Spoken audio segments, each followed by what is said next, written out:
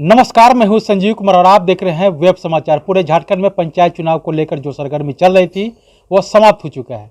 जिनके सर पे ताज सजना था वो सज चुका है और जिनके सर से ताज उतरना था वो उतर चुका है। लेकिन अब देखना है कि जिनके सर पे ताज जनता ने रखा है तो क्या वो इस पंचायत का डेवलपमेंट करते हैं कि नहीं करते हैं। तो हम उनसे जानते हैं कि उनके द्वारा क्या कुछ मैनिफेस्टो है, जनता के बीच गए थे, जनता का क्या कुछ लोगों का डिमांड था और आप मुखिया बन गए हैं तो अब इस पंचायत का क्या कुछ डेवलपमेंट करने का काम करेंगे। बहरहाल आपको बता दें कि अभी हम आए हुए रांची जिला में ओरमांझी प्रखंड का नाम है और पंचायत का नाम है बारीडीह। तो जानते हैं कि बारीडीह के जो मुखिया हैं पार्वती दी हैं, तो इन्होंने मुखिया बनने का मन कैसे बनाया, साथ साथ आगे की क्या रणनीति है, तमाम मुद्दों पे मैं इनसे बात करूंगा। इनके साथ जुड़े हुए हैं इनके फादर इन लॉ हैं, तो इनसे जानते हैं। इनका नाम है चांद बाबू मुंडा। तो आपकी बहू है और आप अपने बहू को किस तरह से सहयोग करेंगे इस पंचायत के डेवलपमेंट के लिए और इस पंचायत को मॉडर्न पंचायत के रूप में कैसे डेवलप करेंगे, तमाम मुद्दों पे बातचीत होगी। पहले तो आपको वेब समाचार में जितने भी हमारे व्यूवर्स हैं और सब्सक्राइबर हैं उनकी ओर से आपको तहे दिल से बहुत बहुत बधाई हो। थैंक यू जी, आपको भी बहुत बहुत बधाई हो जो जनता ने आपको चुनने का काम किया है। बहुत बहुत धन्यवाद जी, अच्छा ये बताइए कि आप मुखिया बनने के लिए तो आपने फाइट किया, तो इससे पहले आप क्या करते थे और आप मुखिया बनने के लिए क्या कुछ आपने रणनीति बनाई, तमाम मुद्दों पे आप ये बताइए। पहले तो ये बताइए कि आप मुखिया अगर शपथ लेते हैं तो शपथ लेने के बाद आपकी प्रथम प्राथमिकता क्या होगी। आपने कुछ नहीं सोचा?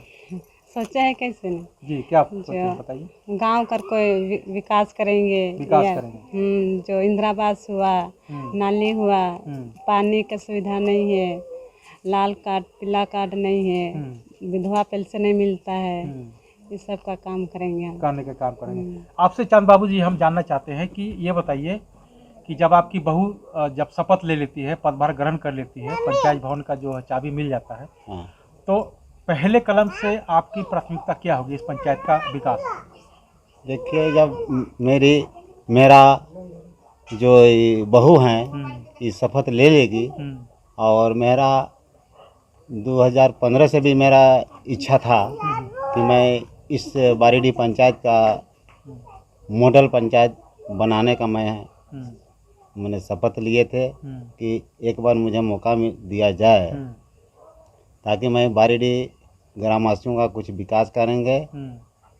और मेरा मनसा है कि शिक्षा, रोजगार, स्वास्थ्य, सारे बेरोजगार जो कि 10 साल में जो विकास नहीं हुआ है भूतपूर्व मुखिया के द्वारा, उस काम को मैं धरातल पर लाना चाहता हूं और लोगों के दिल में खुशहाली मिले और इस पंचायत का विकास हो। इसलिए हम कृषि क्षेत्र में थे, एक किसान मित्र हैं, किसान मित्र के माध्यम से पहले हम बीज हुआ, खाद हुआ, आपका पीएम किसान हुआ, किसान क्रेडिट कार्ड हुआ, इसके माध्यम से हम पूरा क्षेत्र को दिए और उन लोग को लाभ मिला। मतलब आप मुखिया नहीं रहते हुए भी आपने सामाजिक काम किया और किसानों को और साथ साथ कई योजनाओं का लाभ आपने दिलाने का काम किया जो मुखिया ने नहीं किया, जो आपने वो कर दिखाया।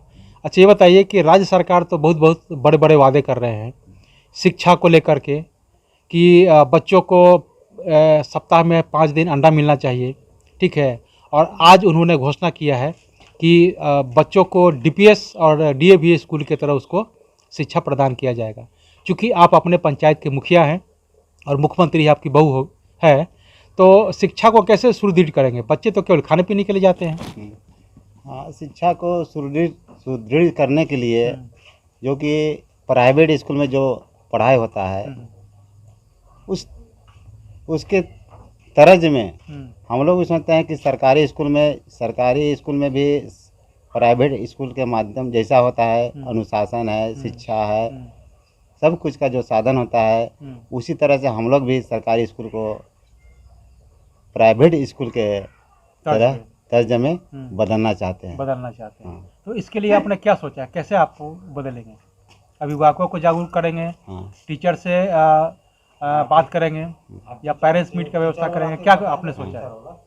टीचर से बात करेंगे, गांव में जाएंगे, जनता से बात, जो बच्चा को भेजता है प्राइवेट स्कूल में उसको बोलेंगे कि आप सरकारी स्कूल में भेजिए, और जो प्राइवेट स्कूल में जो सुविधा है हम सरकारी स्कूल में भी सुविधा देंगे। दिलाने अच्छा, का काम हाँ, करेंगे। अच्छा टीचर देंगे, और टीचर भी है सरकारी स्कूल में, नहीं है सो बात नहीं है, लेकिन बहुत लोग अपना बच्चा को सरकारी स्कूल में नहीं भेज करके प्राइवेट स्कूल में भेज देता है पढ़ाने के लिए। तो इसलिए मतलब लोगों को आप जागरूक करेंगे कि कम से कम सरकारी स्कूल को सुदृढ़ करेंगे, ताकि जो शिक्षा जो है सरकार जो प्राइवेट में मिलता है वो शिक्षा सरकारी स्कूल में मिलेगा, क्वालिटी एजुकेशन मिलेगा। स्वास्थ्य को लेकर आपने क्या सोचा है? स्वास्थ्य को लेके हम सोचे हैं कि जैसे स्वास्थ्य उपकेंद्र हमारे यहाँ है बनल, उसके माध्यम से किसी तरह का समस्या हो स्वास्थ्य संबंधित, उसका हम लोग यहाँ उपचार करवाएंगे। स्वास्थ्य उपकेंद्र के माध्यम से हर एक जगह खुलल है, बनल है, और उसके माध्यम से हम लोग सोचते हैं कि तरह तरह के यहाँ मेडिसिन मिले, डॉक्टर आवे, नर्स आवे यहीं पर, ये सब व्यवस्था आप कराएंगे? हाँ, ये सब हम कराने के लिए तत्पर हैं। अच्छा, आप महिला हैं तो महिलाओं के उत्थान के लिए आपने क्या सोचा है, कैसे लोगों को मदद करेंगे? सहयोग कीजिए कि आपके पास कोई महिला चलाती है और बोलती है कि मेरे पास पैसा नहीं है, तो कैसे मदद करेंगे? समूह के माध्यम से या एनजीओ के थ्रू या लघु कुटीर उद्योग के द्वारा, कैसे आप उनको? समूह के माध्यम से जी। समूह से जोड़ेंगे और उसको समूह के माध्यम से उसको पैसा वगैरह हाँ, मिलेगा। मिलेगा। अच्छा, आप बताइए कि इस पंचायत को मॉडर्न पंचायत के रूप में कैसे डेवलप करेंगे? इस पंचायत को हम मॉडल के रूप में डेवलपमेंट करने का मेरा सोच है, पहले से भी है, अभी भी रखते हैं। तो जितना भी सुविधा मिलेगा सरकार की तरफ से उसका लाभ जनता तक पहुंचाएंगे, और मॉडल पंचायत का रूप में इसका डेवलपमेंट करेंगे, हम करने का काम काम करेंगे। ये मेरा अच्छा, सोच है। जी सोच है। हाँ। अच्छा, इस पंचायत की सबसे बड़ी समस्या क्या है? इस पंचायत की सबसे बड़ी समस्या है रोजगार। रोजगार रोजगार है, आपका वृद्धा पेंशन है, लाल कार्ड है, विधवा पेंशन है, इंदिरा आवास है, इस तरह से छोटे छोटे बहुत बड़ा आयुष्मान कार्ड को लेकर भी बहुत सारे लोगों को कंफ्यूजन है कि वो समझ नहीं पाते हैं कि आयुष्मान कार्ड है क्या, इससे क्या लाभ मिलता है। तो हाँ, आयुष्मान कार्ड है, जो कि इस कार्ड के माध्यम से गरीब लोगों का इलाज होता है, जो कि 5 लाख सरकार देती है, प्रधानमंत्री केंद्र सरकार, हाँ, आयुष्मान के माध्यम से, और उसके माध्यम से लोग अपने बीमारी का इलाज कर सकेंगे, यही इससे फायदा है। इससे फायदा है। तो इसके लिए क्या करेंगे आप?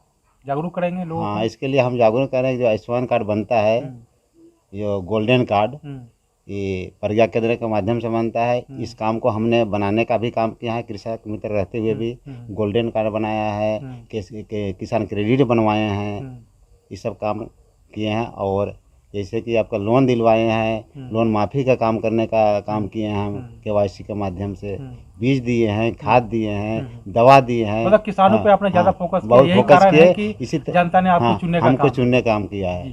तो आपने सुना कि जिस तरह से जो पार्वती देवी मुखिया हैं, उनके द्वारा कहना है कि महिलाओं पे मैं विशेष ध्यान दूंगा, और जो समूह के माध्यम से जोड़ेंगे और उनको स्वरोजगार दिलाने का काम करेंगे, चाहे वो कोई भी हो, मुर्गी पालन, मछली पालन, जो भी हो। इसके अलावा इनके जो फादर इन लॉ हैं चांद बाबू मुंडा जी हैं, तो इनका कहना है कि इस पंचायत को मॉडर्न पंचायत के रूप में डेवलप करने का काम करेंगे। हालांकि मैं पहले मुखिया नहीं भी था, तो मैंने कई ऐसे काम किए हैं जो जिस पे हम पे जनता ने भरोसा जताया है, और मैंने इस पंचायत में हर स्तर पे विकास करने का काम किया है। तो अब चलते हैं दूसरे पंचायत में, और वहाँ के जो मुखिया है, निर्वाचित मुखिया, उनसे जानते हैं कि उनका क्या कुछ मैनिफेस्टो है। तमाम मुद्दों पे उनसे भी बातचीत होगी। आपने वेब समाचार में समय दिया, इसके लिए बहुत बहुत धन्यवाद। Thank you. आपको भी बहुत बहुत धन्यवाद। बहुत बहुत धन्यवाद। अगर आपने हमारे चैनल को अब तक सब्सक्राइब नहीं किया तो सब्सक्राइब कर ले, बेल आइकन भी दबाएं, ताकि हर छोटी बड़ी खबरों से रूबरू हो सके। बहुत बहुत धन्यवाद।